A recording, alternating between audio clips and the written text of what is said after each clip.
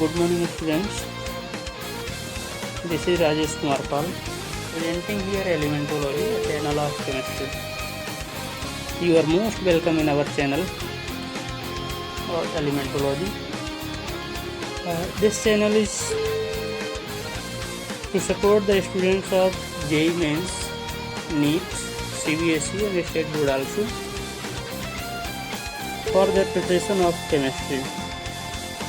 तो आज हम पढ़ेंगे इस चैनल में सरफेस केमिस्ट्री। सरफेस केमिस्ट्री का कुछ सेकेंड टॉपिक है। As you know that there are 3 parts of surface chemistry. First part that is adsorption theory, इसको हमने पहले पढ़ लिया, प्रीवियस टॉपिक में पढ़ लिया है। Second one is catalyst and third one is colloidal solution. So this is the second topic that is catalysis. First of all, what is catalyst? Dear students, I want to tell you that surface chemistry is very important topic because of it also help to understand the basic concept of which is used in our daily life day by day. Also second part of this chemistry is catalyst, or simply we can say catalysis process. So first of all, what is catalyst? क्या catalyst क्या होते हैं? तो simple सी definition, the substances, the chemical substances which alter the rate of reaction. Chemical substances which alter the rate of reaction without participating in the reaction, means the substances which alter the chemical reaction but do not affect itself after the final reaction. मैं आपको एक simple से example बताना चाहूँगा। Ammonia के preparation की process में iron एक यूज किया जाता है जो कैटलिस्ट का वर्क करता है। किसी भी रिएक्शन के रेट को जो अल्टर कर दे, इंक्रीज कर दे या डिक्रीज कर दे, वो कैटलिस्ट कहलाते हैं। But they do not affected after the chemical reaction. Yes, it means the concentration of such type of catalyst should be unaffected after the chemical reaction. Chemical reaction final होने के बाद ये catalyst पूरी तरीके से unaffected रहते हैं, इनका कंसंट्रेशन डिक्रीज नहीं हो सकता,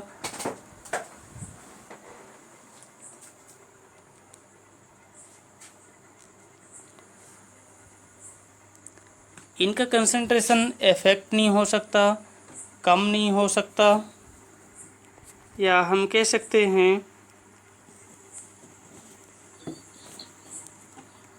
कि ये अनअफेक्टेड रहते हैं। इनका अमाउंट सेम बना रहता है जितना रिएक्शन के स्टार्टिंग में था। So such type of substances which alter the rate of reaction but do not affected after the chemical reaction itself, it remain constant, is known as catalyst, and this process is known as catalysis process. One example is here, that is potassium chlorate.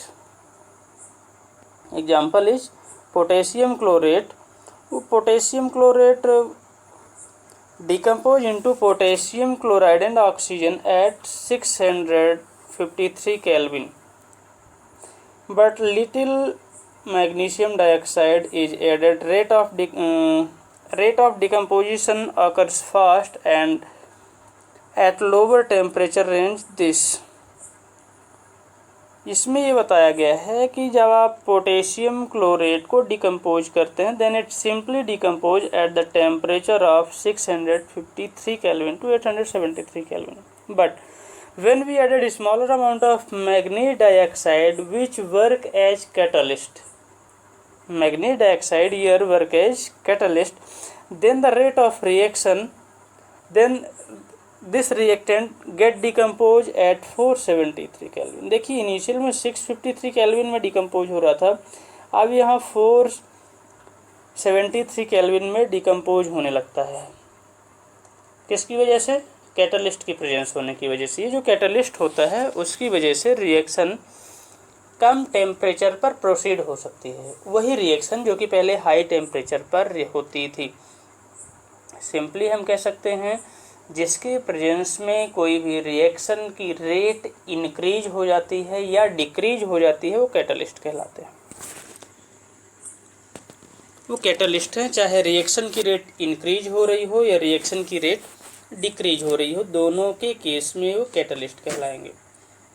Manganese dioxide यहाँ catalyst का काम करता है और इस manganese dioxide का after the finalisation of reaction concentration of manganese dioxide remains constant. There will be no change in the concentration of manganese dioxide. Okay. Now, types of catalysis process. There are two types of catalysis process. Simply there are 4 types of catalyst, but here are 2 main reaction which is given in your NCERT. One of them is positive catalyst, positive catalysis, negative catalysis, homogeneous catalysis, heterogeneous catalysis। तो ये different types के आपको देखने को मिलेंगे। अपन जो positive और negative catalysis की बात कर रहे हैं या कैटलिस्ट की बात कर रहे हैं वो थोड़ा सा डिफरेंट है, और होमोजीनियस और हेट्रोजीनियस थोड़ा सा डिफरेंट है। Positive catalyst which increase the rate of reaction, negative catalyst which decrease the rate of reaction. ये एनसीईआरटी में मेंशन नहीं था तो हमने भी यहाँ मेंशन नहीं किया है, but you have to mind that if the rate of reaction is increases then we can say it is positive catalysis process, and such type of catalyst is positive catalyst.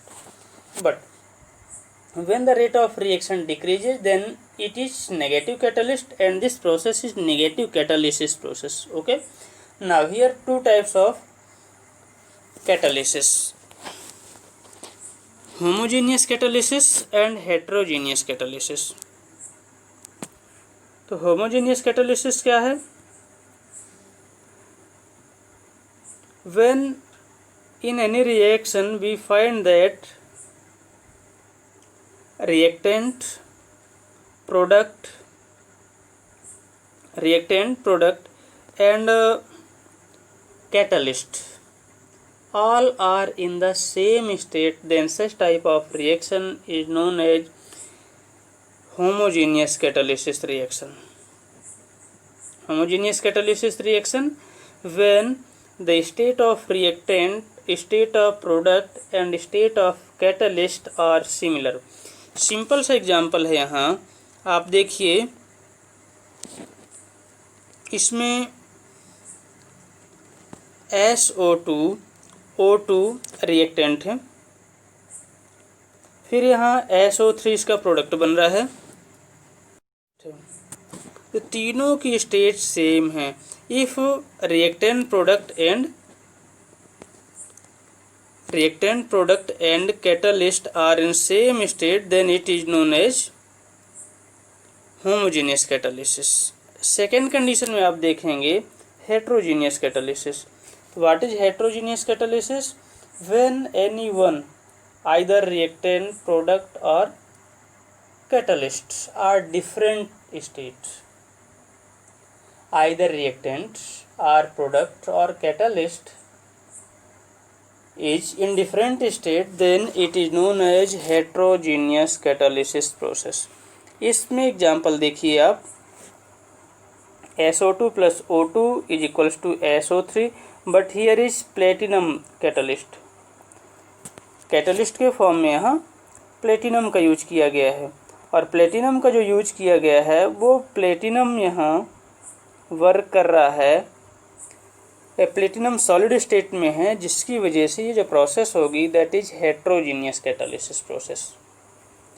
Simply यदि reactant, product और catalyst तीनों एक ही state में हैं तो homogeneous, और यदि तीनों में से किसी एक का स्टेट डिफर हुआ दैट इज हेट्रोजीनियस कैटलिसिस। ये सिंपल से कॉन्सेप्ट हैं, इसमें हमको ज़्यादा कंफ्यूज नहीं होना।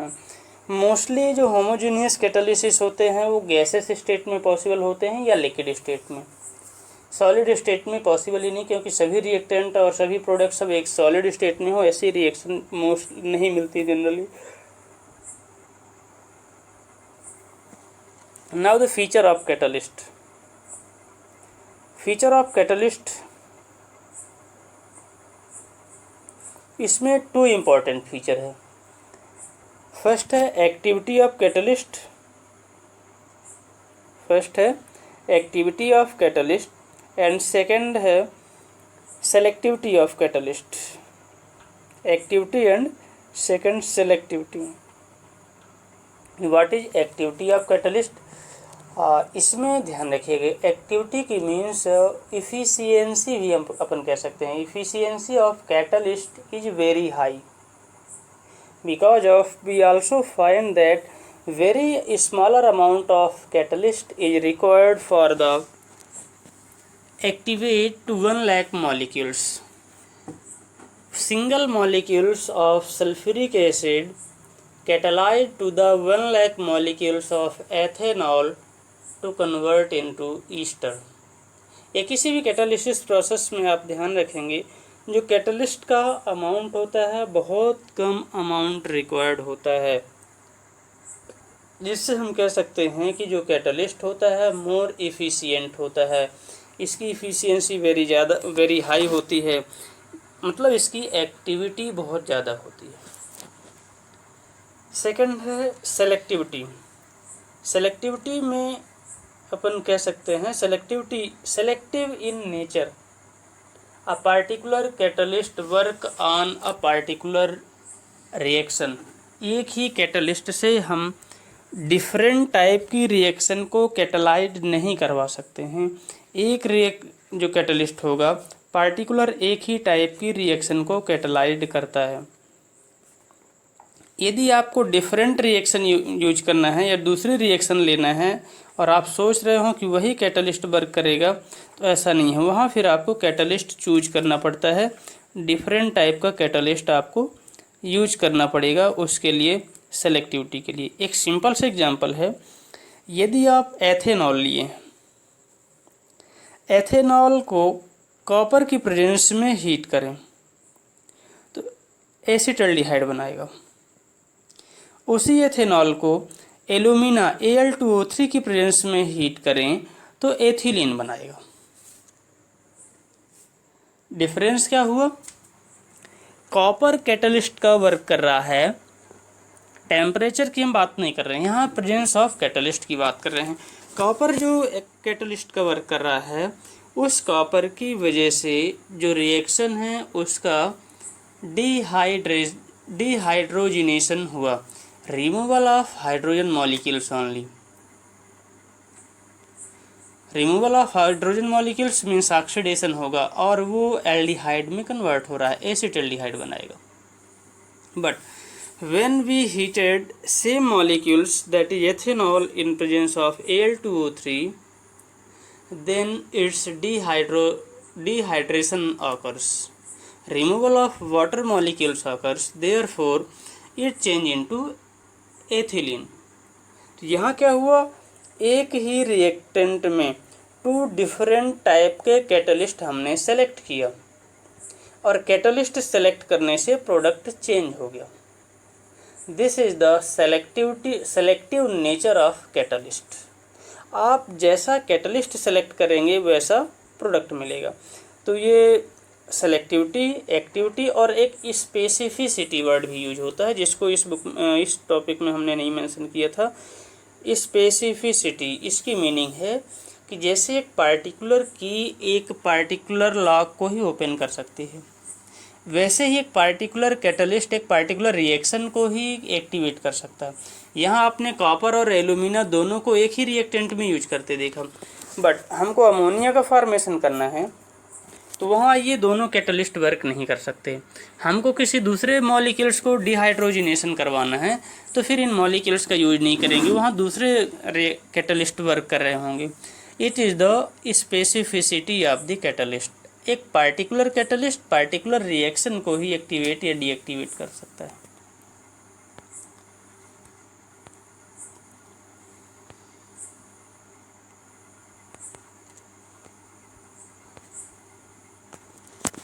नेक्स्ट है थ्योरी ऑफ कैटालिसिस प्रोसेस। जो आपने अभी पढ़ा होमोजीनियस और हेट्रोजीनियस कैटालिस्ट, उनमें से हेट्रोजीनियस कैटालिसिस प्रोसेस जो होती है उसकी मॉडर्न थ्योरी गिवन है। तो अपन कह सकते हैं कि to understand the theory of catalysis, modern theory of catalysis is best. वैसे कई थ्योरी दी गई हैं, बट उनमें से मॉडर्न थ्योरी को प्रेफर करते हैं और वही सिलेबस में मेंशन की गई है। There are 5 step of modern heterogeneous catalysis process और theory, modern theory of heterogeneous catalysis process के 5 स्टेप्स हैं। फर्स्ट स्टेप है इसका diffusion of reactant on catalyst. Diffusion of reactant on catalyst, diffusion of reactant on catalyst means catalyst है, उस जाके diffuse होने की कोशिश कर रहा है। Second point, adsorption of reactant on the surface of catalyst. पहला डिफ्यूजन हुआ, फिर उसका एडजॉर्प्शन हुआ, एडजॉर्ब होने की कोशिश करेगा, उसके सरफेस में इंटर करने की कोशिश करता है। थर्ड में formation of intermediate on surface of catalyst, surface of heated catalyst. Catalyst थोड़ा सा एनर्जेटिक हो जाता है उस टाइम पे, और उस एनर्जेटिक कैटालिस्ट के सरफेस में जो रिएक्टेंट होगा, रिएक्टेंट बॉन्डिंग करने की कोशिश करता है, और जब रिएक्टेंट और कैटालिस्ट दोनों बॉन्डिंग कर लेते हैं उस टाइम पे एक इंटरमीडिएट का फॉर्मेशन होता है। इंटरमीडिएट के फॉर्मेशन के बाद सेकेंड रिएक्टेंट मॉलिक्यूल्स भी यदि उसमें अटैक है तो वो first reactant and second reactant आपस में बॉन्डिंग करते हैं और कैटालिस्ट को छोड़ने की कोशिश करते हैं। तो उस केस में disruption of the product molecules from the surface of catalyst. Desorption adsorption का जस्ट अपोजिट होता है डिसऑर्प्शन प्रोसेस। तो डिसऑर्प्शन प्रोसेस की मीन्स होती है रिमूवल, एडजॉर्प्शन का मतलब एब्जॉर्ब होना, और डिसऑर्प्शन की मीनिंग होती है रिमूवल। तो यहाँ क्या होता है, जो प्रोडक्ट मॉलिक्यूल्स है कैटालिस्ट की सरफेस से रिमूव होने की कोशिश करता है, that is known as desorption of product. और लास्ट में diffusion of product away from the surface of catalyst. तो वहाँ तो क्या हो रहा था कि फ्यूज हो रहे थे, सरफेस पे जाके मिल रहे थे। अब क्या होता है कि सरफेस से दूर भागने की कोशिश करते हैं प्रोडक्ट के molecules. So there are 5 steps of the formation of final product with the help of catalysis process। इसी को आप समझने की कोशिश करिए। नीचे जो एक फिगर दिया गया है या इसका जो एक साइक्लिक फॉर्म में दिया गया, ये आपको एक कैटलिस्ट मिल रहा है। फर्स्ट ऑफ ऑल जो अपन ने ड्राइंग फॉर्म में उसको कर दिया है, कैटलिस्ट है, ए और बी दो रिएक्टेंट हैं। अब ये एडजॉर्प्शन होता है, पहला स्टेप क्या हो, डिफ्यूजन, और डिफ्यूजन के बाद उसका एडजॉर्प्शन होगा। तो adsorption of the reacting molecules, ये जो ए और बी हैं ये दोनों रिएक्टिंग मॉलिक्यूल्स जाके कैटलिस्ट की सरफेस पर एडजॉर्ब होने की कोशिश करते हैं। तो अब देखिए आप यहाँ ये जो मॉलिक्यूल्स हैं, ये मॉलिक्यूल्स ये एडजॉर्प्शन की प्रोसेस को आगे बढ़ा रहे हैं। यहाँ देखिए ए का मॉलिक्यूल्स रिएक्टेंट ए जो है ये कैटलिस्ट पर जाके एडजॉर्ब हुआ है, और ये दूसरा मॉलिक्यूल्स बी जो है कैटलिस्ट पर एडजॉर्ब हुआ है अलग अलग कंडीशन में। Yes, one important point is there, जो कैटलिस्ट होते हैं there are a number of orbitals और बैकेंट और half filled in catalyst and these orbitals is available for the bonding of a number of reacting molecules. यदि उसमें 3 half paired electron है या unpaired electron है तो 3 बॉन्ड फॉर्मेशन की उसकी टेंडेंसी होगी। 5 अनपेयर्ड इलेक्ट्रॉन है, 5 बॉन्ड फॉर्म करने की टेंडेंसी होगी। हमने जो कैटलिस्ट में चारों तरफ से बॉन्डिंग टाइप की शो की है वो इसीलिए शो की है कि catalyst has a number of bond forming tendency, they have tendency to form a number of bond, therefore it also bonded with A and B at very low temperature because of either unpaired electron or completely vacant orbitals।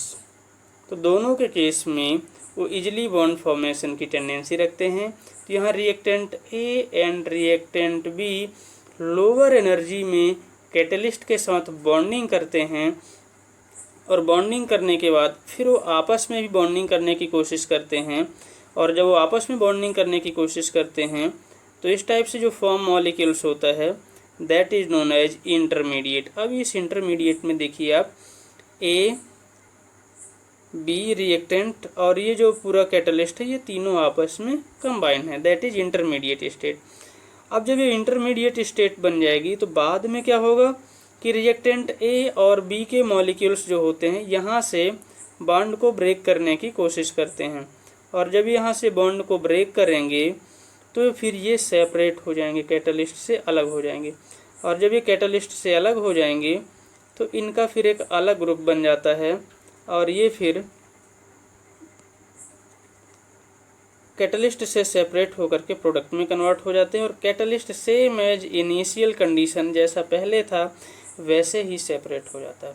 यही reason है कि हम कहते हैं कि यहाँ अब ये वर्क कैसे हुआ, रिएक्टेंट लोअर एनर्जी में कैटलिस्ट से ऐड हुआ और सेम अमाउंट ऑफ एनर्जी में जो उसके रिएक्टेंट ए एंड बी थे वो आपस में बॉन्डिंग किए और वो आपस में बॉन्डिंग करके कैटलिस्ट से सेपरेट हो गए।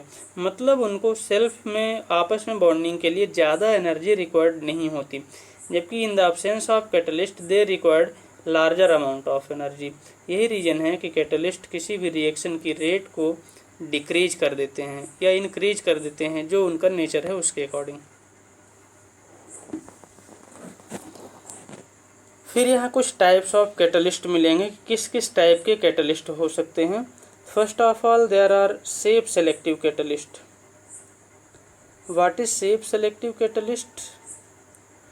We have some molecules like as silicates, one of them is zeolite aluminosilicate, that is also known as zeolite in commonly, but its chemical name is aluminosilicate। Silica SiO2 और SiO4 और यहाँ इसमें mid में aluminium जुड़ा हुआ है centre में, ये आप फार्मूला देखने की कोशिश करेंगे। तो एलुमिना जब सिलिकेट के साथ बॉन्डिंग करता है देन इट फॉर्म जियोलाइट, और ये जो जियोलाइट होते हैं ये इसके जनरल फार्मूला है, इसको हम एल्यूमिनोसिलिकेट कहते हैं। अब इसमें जो जियोलाइट हैं, zeolite just like a honeycomb structure form करते हैं। Zeolite has tendency to form honeycomb structure and these honeycomb structure are three dimensional network structure. Three dimensional network structure are formed by the zeolites, and these three-dimensional zeolite structure has different shape of diameter, different diameter, और जब इनका diameter different होता है work करने लगते हैं। Safe selective catalyst का मतलब डिफरेंट शेप होने की वजह से हम इनका यूज करते हैं पार्टिकुलर शेप को सेलेक्ट करने के लिए, therefore these are known as shape selective catalyst. एक सिंपल से एग्जांपल बता दें आपको, हमको यदि कोई मटेरियल चाहिए जिसके डायमीटर का जो होना चाहिए वो 0.5 नैनोमीटर nm, तो हम पार्टिकुलर शेप का जियोलाइट सेलेक्ट करेंगे जिसके हनीकॉम स्ट्रक्चर का जो वो शेप है वो कितना होना चाहिए, 0.5 से लेस होना चाहिए, 0.5 होना चाहिए। उससे हमको क्या बेनिफिट मिलेगा कि उससे एबव के साइज के जो मटेरियल्स होंगे वो फिल्टर होके बाहर रह जाएंगे, उससे छोटे मटेरियल उसमें फिल्टर होके अंदर चले जाएंगे। फिर दूसरा हमने जियोलाइट सेलेक्ट किया 0.5 से कम वाला, 0.4 वाला, फिर उसमें फ़िल्टर किए तो जो स्मॉलर साइज के होंगे वो फिर बाहर हो गए, अब वहाँ बचे रह जाएंगे ओनली 0.5 नैनोमीटर डायमीटर वाले जितने भी मॉलिक्यूल्स होंगे वो बाहर बच जाएंगे, वो हमको यूज्ड में आएंगे यदि हम उनको सेलेक्ट करना चाहते। So this process is used for the selection of particular shape of molecules. इनको हम शेप सेलेक्टिव कैटलिस्ट या जियोलाइट के नेम से जानते हैं।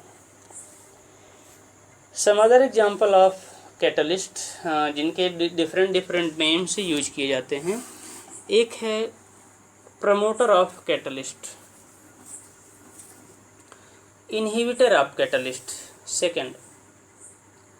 तो ये promoter of catalyst and inhibitor of catalyst, inhibitor is also known as poison of catalyst.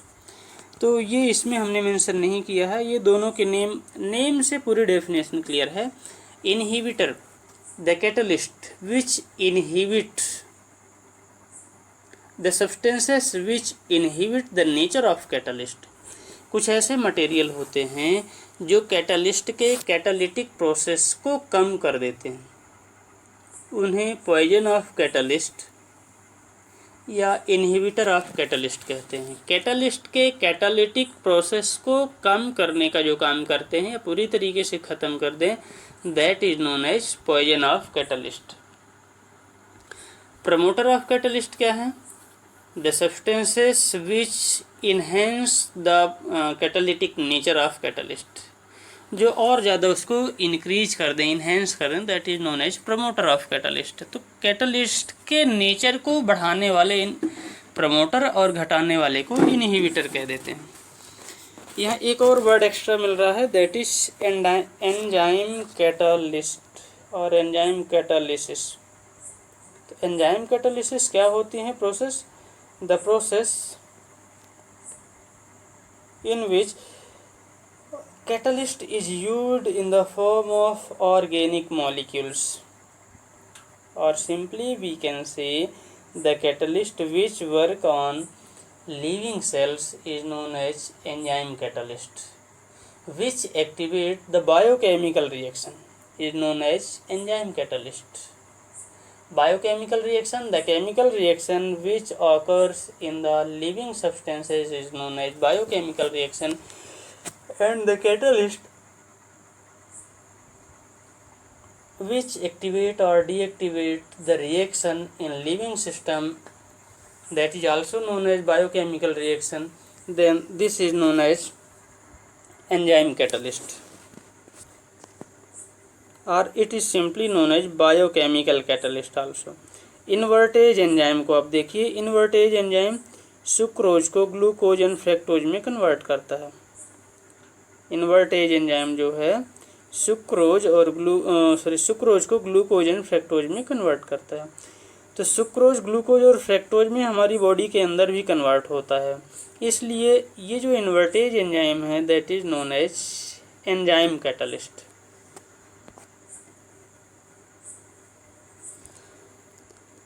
Some example of catalyst from our daily life. देखिए एक एग्जाम्पल है यहाँ, Haber process of manufacturing of ammonia. आप अमोनिया फॉर्म करते हैं N2+H2 = 2NH3 से। इसमें catalyst कौन सा होता है? Finely divided iron. Finely divided iron work as catalyst, but here is molybdenum also, that is known as promoter of catalyst. Molybdenum iron की नेचर को प्रमोट करता है। So we can say that iron is catalyst here and molybdenum is promoter here. इसमें 200 बार pressure होना चाहिए, 723 से 773 kelvin तक temperature होना चाहिए। Nowadays iron oxide, potassium oxide and alumina is used.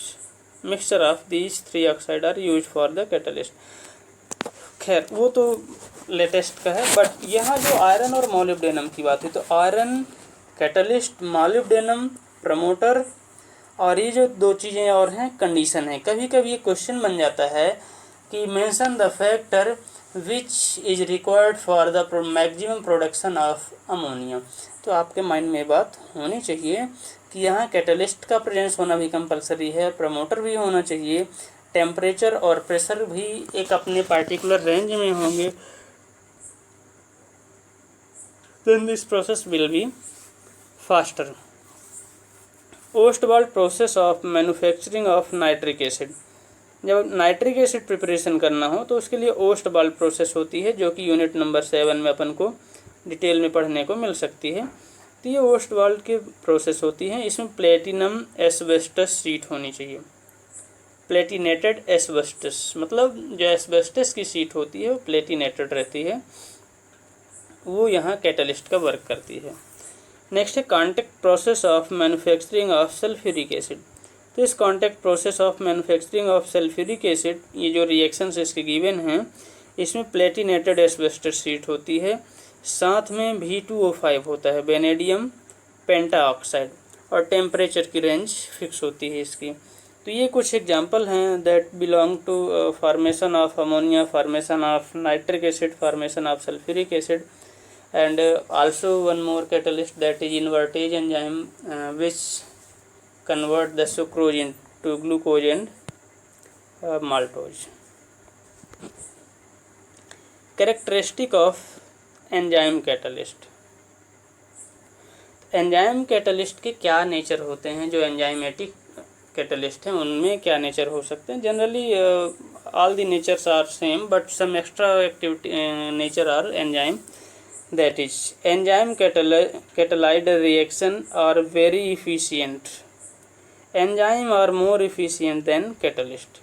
Second, they are highly specific in nature. Enzyme जो हैं catalyst से भी ज़्यादा स्पेसिफिक नेचर के होते हैं, मतलब स्पेशल होते हैं. जो These enzymes are active at a particular range of temperature that is also known as optimum temperature. Enzyme कम या ज़्यादा टेम्परेचर होने पर खुद में इनएक्टिव हो जाते हैं, डेड हो जाते हैं, बिकॉज ऑफ दीज और organic substances, organic molecules. It also work as optimum pH. PH के पार्टिकुलर रेंज में एंजाइम काम करते हैं. कम या ज़्यादा पीएच होने से एंजाइम वर्क करना बंद कर देते हैं. Presence of activator increases the activity of, whereas presence of inhibitor decrease the activity. तो पहले ही बता चुके हैं कि यदि एक्टिवेटर है तो एक्टिविटी को इंक्रीज कर देता है, प्रमोटर है तो एक्टिविटी इंक्रीज करेगा, इनहिबिटर है या पॉइजन ऑफ कैटलिस्ट है तो उसकी एक्टिविटी को डिक्रीज कर देता है. फिर से क्वेश्चन बन सकता है कि how the poison of catalyst और इनहिबिटर ऑफ कैटलिस्ट वर्क. तो सिंपल सा आंसर है कि जो कैटलिस्ट होते हैं उन कैटलिस्ट में एक एक्टिव सेंटर होता है. एक्टिव सेंटर कौन सा होता है? जो बॉन्ड फॉर्म करने की टेंडेंसी रखता है. जैसे अभी अपन ने इसके पहले दिखाया था कैटलिस्ट वाले में कि जो बॉन्डिंग ए और बी के साथ हो रही थी, तो जो ए और बी रिएक्टेंट के साथ बॉन्डिंग कर रहा था that is also known as active centre. ये आप इसमें देखेंगे कैटलिस्ट में, तो ये जो इसमें बॉन्डिंग की टेंडेंसी है, नंबर ऑफ बॉन्ड है इसमें, all these bond are known as active centre. तो ये इसमें एक्टिव सेंटर होने की वजह से ये ज़्यादा इजीली बॉन्ड फॉर्म करने की टेंडेंसी रखता है.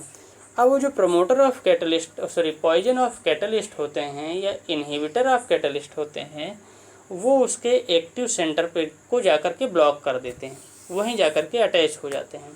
जब उसको ब्लॉक कर देंगे तो वहाँ से रिएक्टेंट वहाँ अटैक नहीं कर पाएगा, रिएक्टेंट के साथ बॉन्डिंग नहीं हो पाएगी और जो इसकी प्रोसेस होती है वो स्टॉप हो जाती है. तो ये पॉइजन आप कभी कभी पूरी तरीके से ब्लॉक कर देते हैं, जिसको अपन पॉइजन ऑफ कैटलिस्ट कह देते हैं. कुछ टेम्परेरी ब्लॉक कर पाते हैं जिनको अपन इनहिबिटर कह देते हैं, जो केवल रिएक्शन को स्लो कर सकते हैं. तो ये अपन इस टाइप से इनकी रिएक्शन को पढ़ते हैं. नेक्स्ट टॉपिक जो है कोलाइडल सॉल्यूशन. तो ध्यान रखिए कोलाइडल सॉल्यूशन जो है एक अच्छा टॉपिक है, पार्ट्स ऑफ सॉल्यूशन में आ जाता है ये, और इस टॉपिक को हम नेक्स्ट अपने उसमें एक्सप्लेन करने की कोशिश करेंगे. Thank you.